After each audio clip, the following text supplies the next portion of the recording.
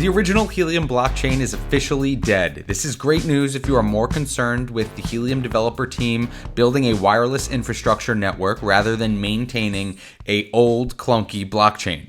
The new Helium ecosystem is currently operating on the Solana blockchain after a 24-hour migration period. Solana is not perfect, but I am happy with the migration and am excited for the Helium team to finally be able to focus on really building the network and adding value to network users. The Helium team has made extraordinary progress in Q1, but there is still some glaring issues that need to be addressed. The not so long ago delisting of HNT from almost every mainstream exchange is certainly a legitimacy concern, and network usage remains top of the list for hurdles the team has to overcome. Increase the usage and everything else will fall into place. Let's take a look at the details in today's video.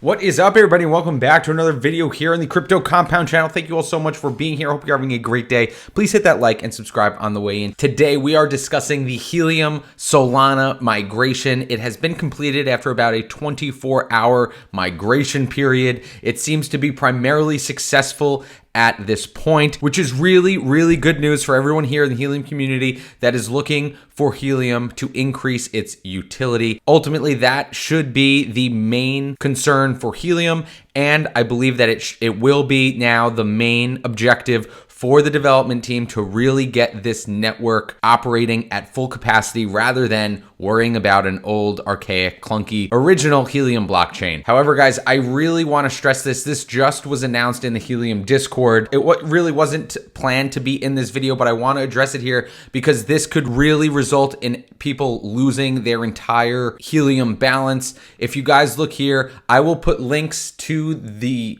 docs that are highlighted here in the description below.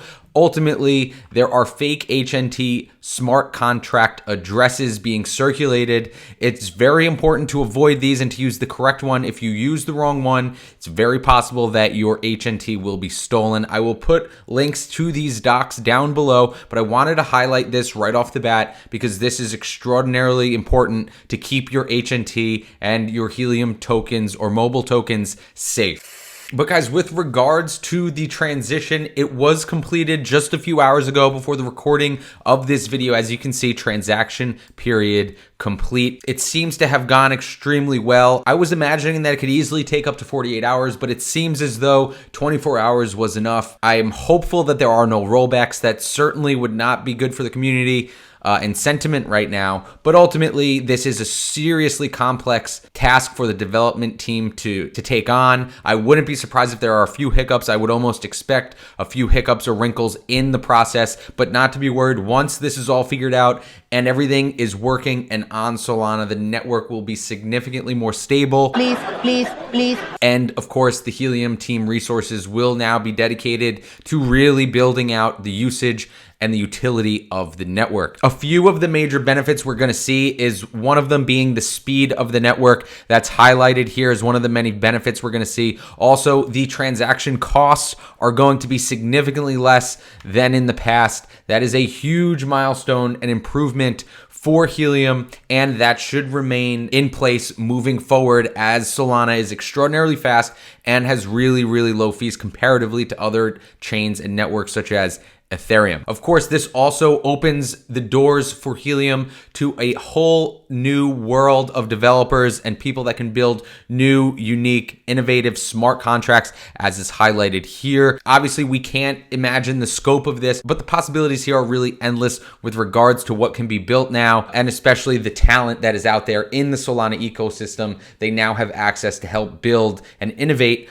on top of Helium, which is really beneficial and can prove to be incredibly valuable for the community and the network and all of the ecosystems under the Helium umbrella. But of course, as you can see, they highlight the main benefit here for the Helium community and for the Helium development team and Helium Inc. in general, which is the network's move to Solana frees us from the burden of maintaining a blockchain and lets us get back to why we're all here, building wireless networks along with a world of connected applications that were not possible, lacked coverage, or were economically inefficient. Hell yes. Now, further down, there was a more recent update which talks a little bit about the fees and how they work. I will highlight some of the important pieces here. Basically, a lot of this is just saying that it's far more inexpensive to operate on the Solana blockchain as opposed to the previous Helium blockchain, which is very good.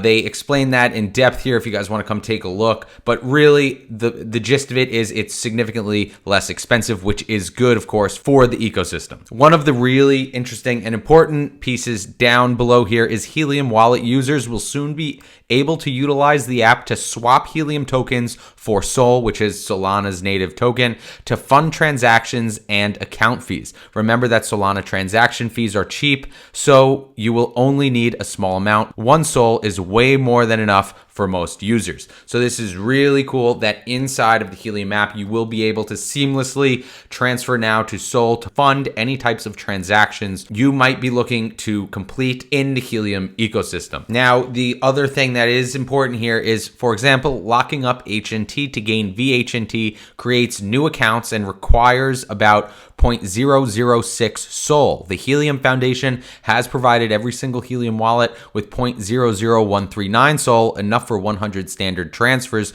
You will need to acquire at least 0.006 more Sol to enable HNT lockup. This is about 15 cents in Sol. We recommend having more than that in case you need to fund additional accounts in the future. So guys, we will talk more about VHNT in future videos. However, if you want to lock up your VHNT and stake it to a particular protocol, you will need to acquire a little bit more Sol. I will absolutely be doing this, and I will let you guys know how I do it and the steps that I take to do it safely, but that is for future videos. But guys, this is really, really great news. Obviously, Decrypt has a note here. Helium completes Solana migration, minting nearly 1 million NFTs in the process. They really highlight the NFT process in this article, which I'm not that concerned about, although it is very impressive from a Solana standpoint. The actual speed at which they were able to do this and the price that it cost was extraordinarily impressive. But that's really what they talk about mostly here. Now, the main reason they did this was that the token works as a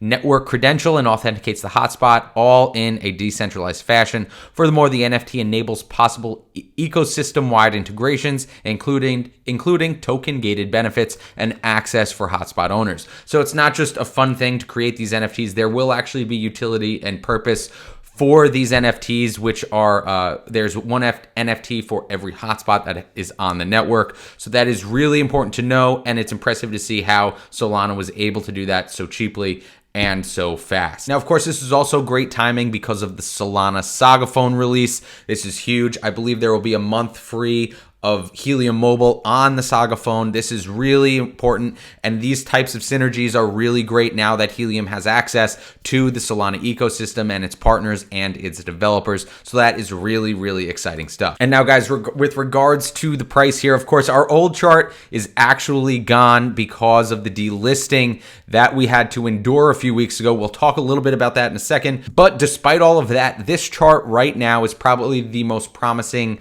it has seen. This structure here, the almost double bottom, it's a little bit lopsided, as you can see.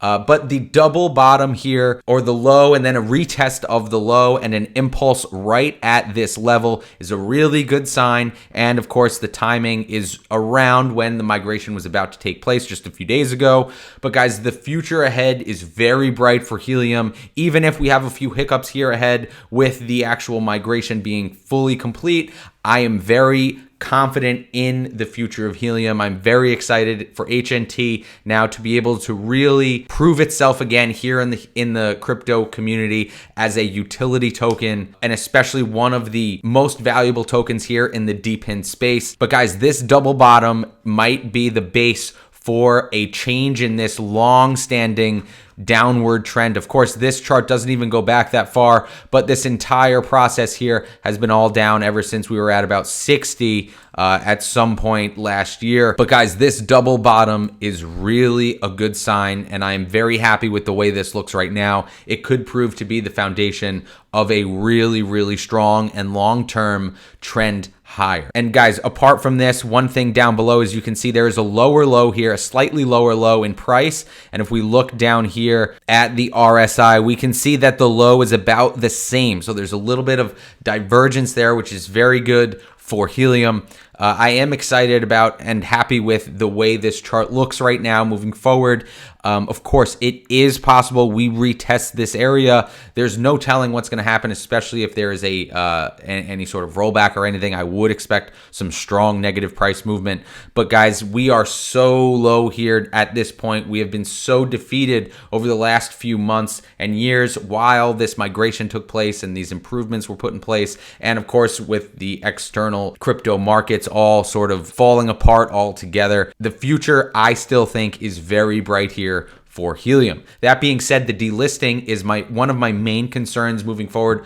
Of course, the migration is great, but this delisting is really a cause for concern. This happened about a month ago. This poses real and serious legitimacy concerns in the community. Guys, imagine that you were going to the store to buy the cereal that you eat every morning and it was recalled. You guys aren't going to go and find that recalled cereal somewhere else. For whatever reason, whether you know what the recall reason was for or not, that is a very big concern that a lot of people are going to have. They're not going to trust Helium because these mainstream large crypto exchanges don't trust them and don't support trading of the token. That is really troubling for a lot of people, and it's going to be a huge hurdle for Helium to overcome. Ultimately, they really have to try and get back onto these exchanges, try to get back onto Coinbase for the first time in order to really gain trust and legitimacy in the space.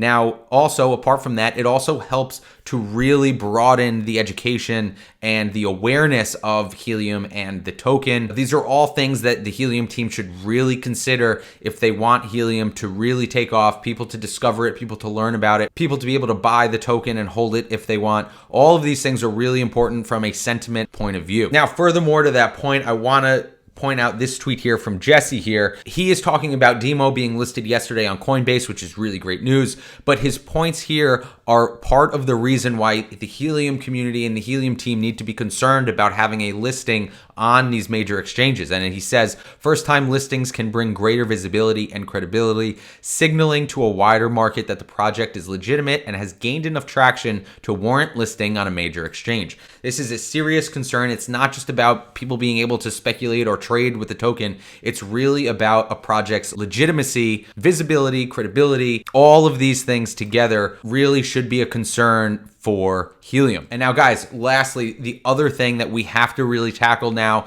that the excuses of the development team working on maintaining the blockchain and the blockchain being clunky, all those excuses should now be behind us. And what we need to worry about now is usage on the Helium network. Disk 91 here always has good monthly status updates. They are helpful to gauge the direction of the usage. However, if anybody has real good, credible, reliable ways of measuring the usage and ways to maybe visualize it and grasp, please leave a comment down below. I'm really interested in being able to track this on a daily and weekly basis and really monitor it and spread the word out here on the channel. That is really the most important thing for the Helium community moving forward. Without usage, we have nothing. We need real usage. We need people building, we need people using, and we need people providing coverage. That is the update here for the migration. I hope everything goes well and there are no hiccups or setbacks. And I really hope that we can see Helium really gain traction and momentum upward here. Thank you guys for being here. Let me know any questions or comments down below. Thank you so much for watching until the end. Please hit that like and subscribe if you have not already. But just like that, this video is over and I will see you